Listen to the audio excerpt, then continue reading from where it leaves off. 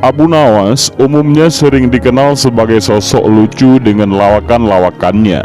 Padahal, ia sebenarnya merupakan penyair dan sufi yang sangat cerdas. Dan ini adalah contoh bait syair yang dikenal luas sebagai buah karangan Abu Nawas. Ilahi lastulil firdausi ahla, wala aqwa ala naril jahimi, fahabli taubata waghfir zunubi, fa innaka ghafirudz dzambil azimi. Tuhanku, tidaklah pantas hamba menjadi penghuni surga, namun hamba juga tidak kuat menahan panas api neraka. Maka beri hamba taubat dan ampunilah hamba atas dosa-dosa hamba, karena sesungguhnya Engkau Maha Pengampun lagi Maha Agung. Sudah lama kaum muslimin di Indonesia akrab dengan syair Abu Nawas tersebut. Beberapa saat menjelang salat maghrib ataupun subuh, jamaah di masjid-masjid ataupun musalla biasanya menyanyikan syair tersebut dengan syahdu. Bagi bangsa Indonesia, nama Abu Nawas atau Abu Nuwas dikenal terutama karena kelihayan dan kecerdikannya melontarkan kritik-kritik tetapi dibungkus dengan humor. Sesungguhnya ia sendiri adalah seorang sufi, intelektual sekaligus seorang penyair yang hidup di zaman Khalifah Harun ar-Rasyid di Baghdad. Abu Nawas tidak hanya cerdik tetapi juga nyentrik. Sebagai penyair, mula-mula ia suka minum khamar dan mabuk. Belakangan diketahui dalam perjalanan spiritualnya mencari hakikat Allah, kehidupan rohaninya memang cukup berliku, sangat mengharukan. Setelah menemukan Allah, inspirasi puisinya bukan lagi tentang khamar, melainkan nilai-nilai ketuhanan. Ia tampil sebagai penyair sufi yang tiada banding. Nama aslinya Abu Ali Al-Hasan Ibnu Hani bin Abdil Awal Al-Jalami. Ia lahir di Ahwaz, Persia, Iran pada 145 Hijriah ataupun 747 Masehi. Ayahnya Marwan bin Muhammad merupakan anggota legiun militer khalifah terakhir Bani Umayyah di Damaskus, yaitu Harun ar-Rasyid. Sementara ibunya bernama Jalban, wanita Persia yang bekerja sebagai pencuci kain wol. Sejak kecil ia sudah yatim. Sang ibu kemudian membawanya ke Basrah, Irak. Di kota inilah ia belajar berbagai ilmu pengetahuan. Ia mulai dikenal sebagai penyair muda berbakat bersamaan dengan dimulainya pemerintahan Khalifah Harun ar-Rasyid dari dinasti Abbasiyah yang berlanjut pada masa pemerintahan Al-Amin dan Al-Ma'mun. Ada beberapa riwayat yang menceritakan sebelum pertobatannya, Abu Nawas adalah seorang pemabuk berat. Syair-syairnya masa itu lebih banyak bercerita tentang minuman, wanita, dan cinta. Tapi meski seorang pemabuk, kepiawaiannya dalam mencipta syair ketika itu nyaris tak tertandingi. Terbukti, walaupun dalam keadaan mabuk, ia tetap mampu menelurkan mutiara-mutiara kata yang indah. Masa mudanya penuh dengan gaya hidup yang kontroversial, sehingga membuat Abu Nawas tampil sebagai tokoh yang unik dalam khasanah sastra Arab Islam. Walaupun begitu, sajak-sajaknya syarat dengan nilai keagamaan dan pertobatan, di samping cita rasa kemanusiaan. Abu Nawas belajar sastra dan bahasa Arab kepada Abu Zaid Al-Ansari dan Abu Ubaidah. Ia juga belajar Al-Quran kepada Ya'qub Al-Hadrami.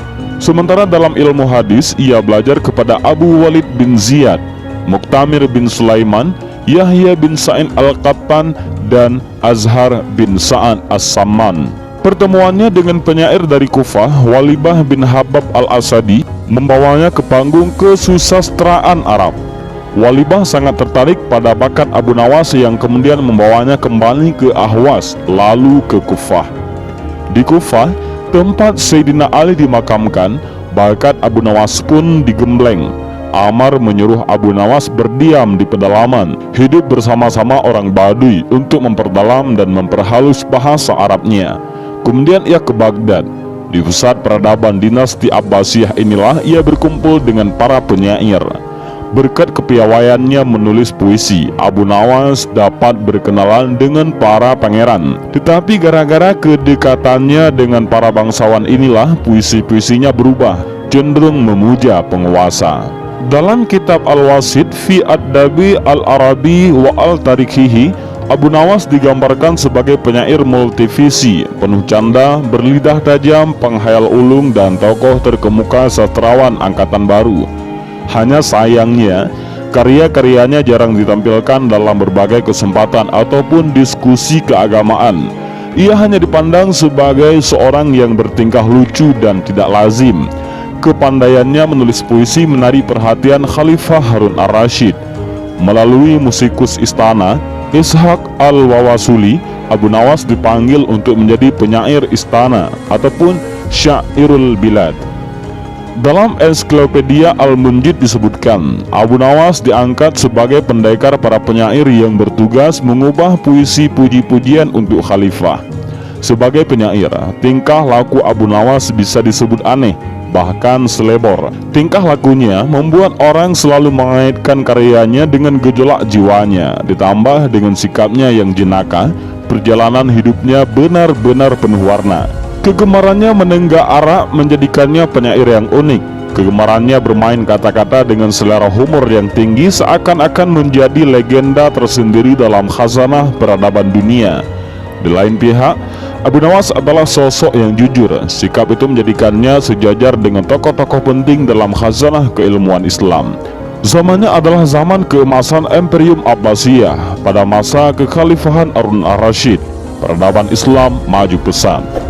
Banyak contoh penting lahir pada zaman ini. Cuma sayangnya, keilmuan ini tidak dibarengi dengan perilaku yang baik dalam masyarakat.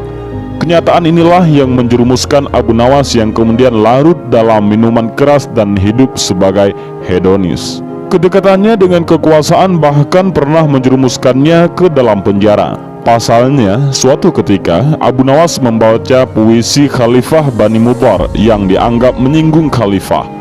Tentu saja khalifah murka, lantas memenjarakannya. Setelah bebas, ia berpaling dari khalifah dan mengabdi kepada Perdana Menteri Barmak. Ia pun meninggalkan Baghdad setelah keluarga kerajaan jatuh pada tahun 803 Masehi. Setelah itu, ia pergi ke Mesir dan mengubah puisi untuk gubernur Mesir, Khasib bin Abdul Hamid al-Jami. Tetapi, ia kembali lagi ke Baghdad setelah Harun ar-Rasyid meninggal dan digantikan oleh Al-Amin. Sejak mendekam di penjara, puisi-puisi Abu Nawas berubah menjadi religius. Jika sebelumnya ia sangat pongah dengan kendi tuaannya, kini ia lebih pasrah kepada kekuasaan Allah. Syair-syairnya tentang taubat bisa dipahami sebagai salah satu ungkapan rasa keagamaannya yang tinggi.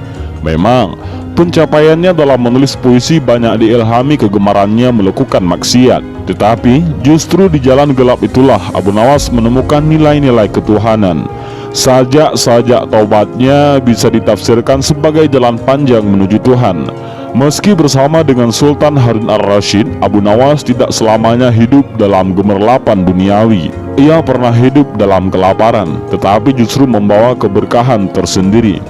Adalah Dr. Muhammad An-Nuwaihi yang mengungkapkan kehidupan gelap penyair ini. Dalam kitabnya Nafsyat, Abu Nawas disebutkan, Abu Nawas sangat tergantung pada minuman keras. Meski begitu, ia tetap mempunyai harapan dalam setiap kali jiwanya guncang. Mengenai tahun meninggalnya, banyak versi yang saling berbeda. Ada yang menyebutkan tahun 190 Hijriah ataupun 806 Masehi.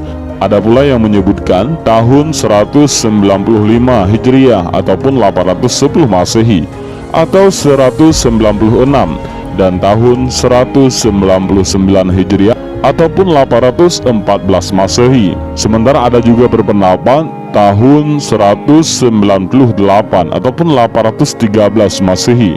Konon, Abu Nawas meninggal karena dianiaya oleh seorang yang disuruh oleh keluarga Naubakti yang menaruh dendam kepadanya.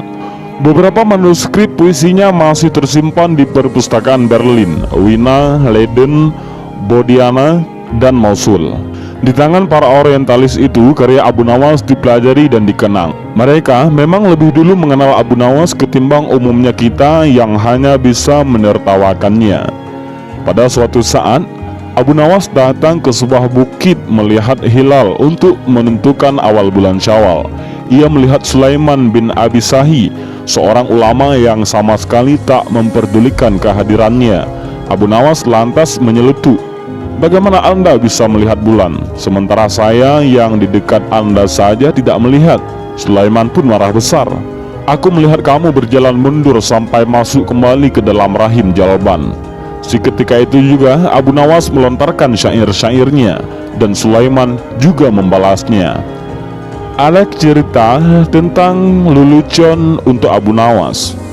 Konon, sebelum mati, keluarganya mengkafani dengan kain kafan bekas. Ketika malaikat Mungkar dan Nakir datang ke kuburnya, Abu Nawas menolaknya. "Ya Tuhan, kedua malaikat itu tidak melihat kain kafan saya yang sudah compang-camping dan lapuk ini. Itu artinya saya penghuni kubur yang sudah lama." Kedua malaikat itu pun pergi meninggalkannya. Dan tentu saja ini hanyalah lelucon yang menggambarkan sosok Abu Nawas yang memang jenaka. Kematian Abu Nawas memang penuh dengan misteri. Ia dimakamkan di Syunizi, di jantung kota Baghdad. Ada sebuah kisah yang diceritakan oleh Al-Ashumi. Suatu malam ia bermimpi melihat Abu Nawas yang sudah almarhum.